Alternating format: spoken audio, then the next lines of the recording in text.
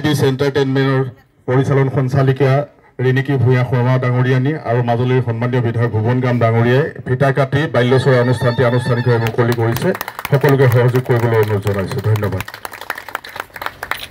ইয়াতে ফুটবল এটাও দিম, বেডমিণ্টন ৰেকেটো দিম, পঢ়াৰ লগত খেলিবও পাৰিবা। কেইটা বজাত আহিব পাৰিবা? কিমান দূৰ স্কুল? ওচৰতে? তেতিয়াহ'লে স্কুল 2টাত ছুটি হয়, ঘৰত গৈ ভাত খাই কি কৰা? Good afternoon. Very good. আজি তোমালোকৰ কাৰণে আহিছোঁ আজি।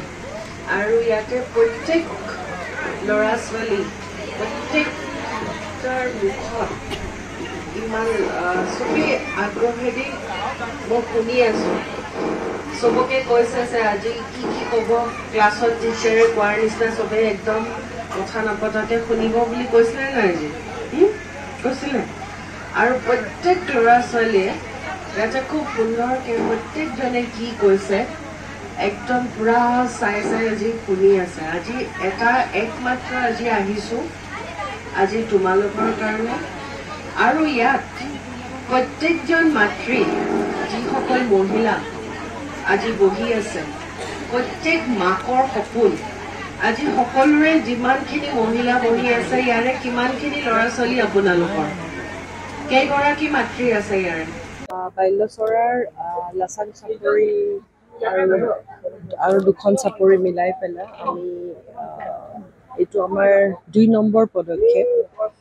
আৰু ইয়াত বাল্যচৰাৰ যিটো ইনিচিয়েটিভ সেইটো হৈছে যে আমি প্ৰত্যেকখন যি অঞ্চলৰ আণ্ডাৰ প্ৰিভিলেজ ল'ৰা ছোৱালী যাৰ চকুত সপোন থাকে কিন্তু সেইটো সাকাৰ কৰিবৰ কাৰণে আইদাৰ সিহঁতৰ হাতত মাক দেউতাকৰ হাতত ধনৰ পুঁজি নাই, টিউশ্যন দিব নোৱাৰে, বা ৰাস্তা ঘাট নাই যিটো কাৰণে তেওঁলোকে টাউন এৰিয়াৰ লগত সংস্পৰ্শ নাই, এখন দুখন গাঁৱৰ স্কুলত হয়তো তাহাঁতি পঢ়ি আছে, য'ত পঢ়িলে দিনটো হয়তো চাগে বুজি পাইছে নে বুজি পোৱা নাই সেইখিনিও মাক দেউতাকে পঢ়াবলৈ নোৱাৰে।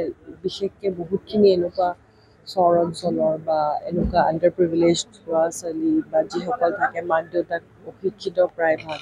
ফলত কি হয় ল'ৰা ছোৱালীখিনি বিভিন্ন ধৰণৰ চাইল্ড লেবাৰ, তাৰপিছত আজিয়ে ইয়াতে মিটিংখনতে ক'লে যে যেতিয়া ল'ৰা ছোৱালী বুজি নাপায় তেতিয়া তাহাঁতি গুলটি মাৰিবলৈ চৰাই মাৰিবলৈ ওলাই আহে। আৰু সেইটো তাহাঁতিনো নকৰিব কিয়? কাৰণ তাহাঁতৰ সেইটো সুবিধাটো নাই। আৰু বাল্যচৰা ফাউণ্ডেশ্যনৰ পৰা যেতিয়া আমি আহিছোঁ আৰু আমি কোনো ধৰণৰ আমি বাহিৰৰ পৰা প্ৰশিক্ষণ অহা নাই, আমি গাঁৱৰ ল'ৰা ছোৱালীখিনি যিখিনি শিক্ষিত সেই শিক্ষিত ল'ৰা ছোৱালীখিনিয়ে উঠি অহা প্ৰজন্মখিনিক যাতে পঢ়ায়, কাৰণ তেওঁলোকৰ কমিউনিকেশ্যনছটো পাব। আৰু বাল্যচৰাৰ যিটো 2nd পদক্ষেপ ট্ৰেইন দ্য টিচাৰ্ছ, আজি মই বাৰে বাৰে কৈ আছোঁ। আৰু এই পদক্ষেপটো হৈছে যিসকল নিবনুৱা ল'ৰা ছোৱালী BA পাছ কৰি বহি আছে সিহঁতৰো হয়তো সপোন, কিন্তু এই অঞ্চল এনেকুৱা নিচিনা এখন দুৰ্গম অঞ্চলৰ পৰা ওলাই যোৱাটো হয়তো তেওঁলোকৰ হাতত ধনৰ পুঁজিটো নাই বা ব্যৱস্থা নাই বা বহুত চিন্তা কৰিব লাগে। এতিয়া মই তেখেতসকলক এটাই অনুৰোধ কৰিছোঁ যে আজিকালি দিনত সপোন দেখিব পাৰে, কাৰণ আমাৰ চকুৰ আগত বিভিন্ন ধৰণৰ সুবিধা থাকে, আমি খালি ল'বলৈ জানিব লাগে। মই আজি কৈছোঁ কাৰোবাৰ যদি APSC পঢ়িব মন যায়, ইয়াৰ পৰাই পঢ়িটোতো পাছ কৰি কমপ্লিট কৰিব নোৱাৰিব, কাৰণ আমাৰ টাউনৰ ল'ৰা ছোৱালীবিলাক যথেষ্ট শিক্ষিত, কাৰণ তেখেতসকলৰ লগত কমপ্লিট কৰিবলৈকে তাহাঁতিও এটা লেভেললৈকে আহিব লাগিব। আৰু বাল্যচৰাৰ ফাউণ্ডেশ্যন যে সেইখিনিলৈকে আমি আগুৱাই দিম। আৰু প্ৰাইডিছ এণ্টাৰটেইনমেণ্টে তেখেতসকলক যিখন প্ৰশিক্ষণ দিব লাগে যে জীৱনটো আগুৱাই যাব সপোন দেখিবলৈ, সেই প্ৰশিক্ষণটো আমি গোটেই দায়িত্ব লওঁ। আৰু কোনোবাই যদি কয় বোলে নাই আমি ব্যৱসায় কৰিম, কোনোবাই যদি কয় আমি ষ্টাৰ্টআপ কৰিম, আজিকালি বিভিন্ন ধৰণৰ ষ্টাৰ্টআপ, বিভিন্ন ধৰণৰ কৰ্চেছ থাকে, জাৰ্নেলিজমে থাকে, বিভিন্ন ধৰণৰ আপোনাৰ এগ্ৰিকালচাৰ কৰ্চেছ থাকে।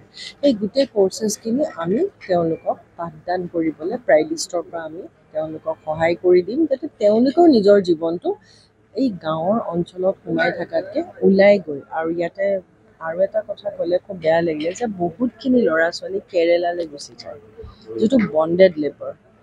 আৰু সেনেকুৱা ল'ৰা ছোৱালী আমি সদায় পেপাৰ পত্ৰই দেখোঁ, যেনেকৈ MLA ডাঙৰীয়াই ক'লে মাহত কেতিয়াবা এনেকুৱা 2-3টা ডেড বডিটো নিবলৈ আহে আৰু সেনেকুৱা অঞ্চলত মাকটোতো সদায় মাক, দেউতাকটো সদায় দেউতাক, সদায় ল'ৰা ছোৱালী সপোন দেখে। চ' সেনেকুৱা এটা পৰিস্থিতিত আমি বাল্যচৰা এইটোত সোমাইছোঁ যাতে ল'ৰা ছোৱালী, মাক বাপেক যাতে গোটেই সমাজখন এখন সুন্দৰ সমাজ হওক।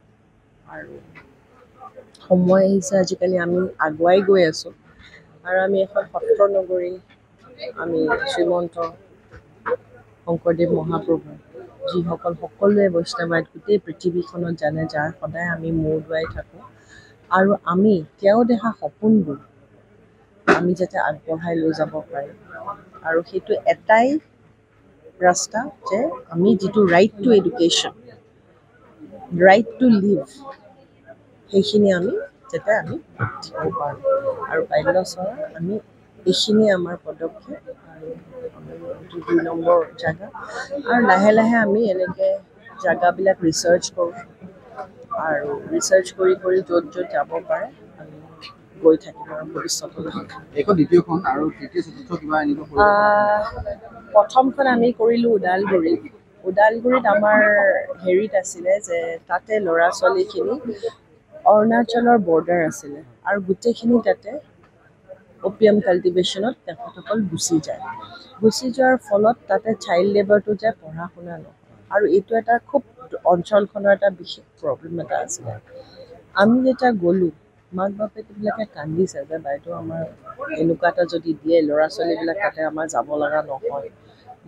মই আজিও যেনেকৈ কৈছোঁ যে এইটো আমাৰ স্কুল নহয়, এইটো তোমালোকৰ স্কুল। আৰু আমি সেইকাৰণে গোটেই ভিলেজৰ মানুহখিনিক লৈ পেলাই আমি আগুৱাই লৈ যাওঁ। এতিয়া ইয়াতে আহিছোঁ কাৰণ এনেকুৱা এখন জেগা মাজুলীত আহিবৰ কাৰণেও আৰু ল'ৰা ছোৱালীখিনি ওলাই যাব, কাৰণ ইয়াৰ পৰা যোনে ক্লাছ 10 পাছ কৰে আকৌ কমলাবাৰীলৈ যাব পাৰে, বহুতৰ হয়তো সক্ষমো নাই।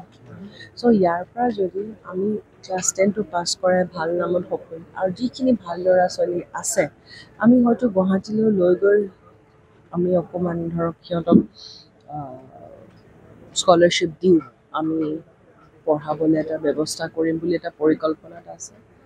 আৰু ইয়াৰ 3 নম্বৰখন আমি যাম ৰুংটা বুলি এটা জেগা, য'ত ভূটান বৰ্ডাৰ, য'ত বহুত ল'ৰা ছোৱালী যেনেকৈ আগতে ভূটানত চাইল্ড লেবাৰৰ কাৰণে যায় আৰু ক'ভিডৰ কাৰণে যেতিয়া বৰ্ডাৰটো বন্ধ কৰি দিলে গোটেই অঞ্চলখন জৰাজীৰ্ণ হৈ গৈছে, খাবলৈ নাপায়।